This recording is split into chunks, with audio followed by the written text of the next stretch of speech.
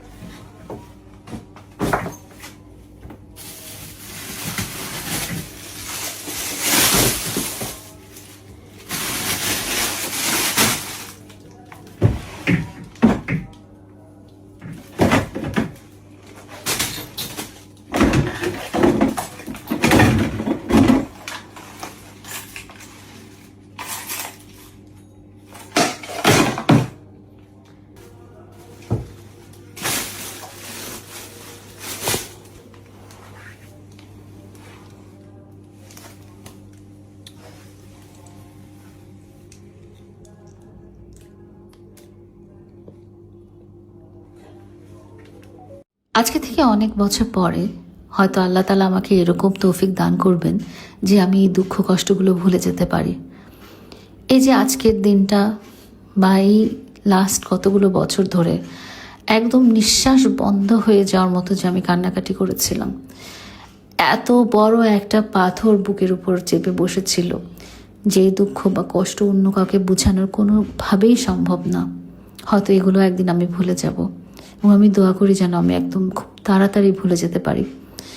বেঈমান মানুষের দেওয়া কষ্ট, প্রতারক মানুষের দ্বারা প্রতারণায় আমি জীবনটা অনেক নষ্ট করে ফেলেছি। এত কষ্টটা মনে হয় আর কেউ কোনোদিন পায়নি। কিন্তু আমি জানি এরকম অনেক অনেক শত শত নারীরা আছে যারা ছেলেদের কাছ থেকে প্রতারিত হয়ে আসছে। এরকম অনেক শত শত পুরুষ আছে যারা নারীদের কাছ থেকে প্রতারিত হয়ে আসছে। আমি শুধু তাদেরকেই বলবো, আপনারা পরকীয়া করে শুধু দুটো মানুষের সম্পর্ক বা জীবন না, পরকীয়া করে দুটো পরিবার এবং অনেক মানুষের মধ্যে অনেক রকম কষ্ট সৃষ্টি করেন, অনেক রকম বেদনা সৃষ্টি করেন, দুটো মানুষের সংসার ভেঙে দেন। এটা কখনো করবেন না। এই কষ্টে, এই মন ভাঙার কষ্টে যে অভিশাপ মানুষকে মন থেকে দিতে হয় না, এটা অটোমেটিক্যালি চলে আসে। আল্লাহর দরবারে এই চোখের পানির বিচার অটোমেটিক্যালি চাওয়া হয়ে যায়। আপনারা কত সুখী হতে পারবেন একটা মানুষের সংসার ভেঙে, আপনারা কত সুখী হতে পারবেন একটা মানুষকে এভাবে কাঁদিয়ে, এভাবে কষ্ট দিয়ে। কিন্তু আল্লাহ তাআলার কাছে দোয়া করি আমি এবং আমার মতো ঠকে যাওয়া মানুষগুলো যেন খুব শীঘ্রই ঘুরে দাঁড়াতে পারে এবং আবারও হাসতে পারে। আল্লাহ তাআলা যেন আমার এবং তাদের মুখের হাসি ফিরিয়ে দেন এবং সেই সব প্রতারকদের যেন কখনোই ছাড় না দেন। তাদের যেন কঠিন থেকে কঠিনতর শাস্তি হয়, পরকীয়াকারীদের শাস্তি যেন মৃত্যুদণ্ড হয়। আল্লাহর কাছে আমি এই প্রার্থনা করি। একটা মন ভাঙা মসজিদ ভাঙার মতো একটা সংসার ভাঙা তাহলে কতটাই খারাপ, কতটাই কষ্টদায়ক, কতটাই বেদনাদায়ক।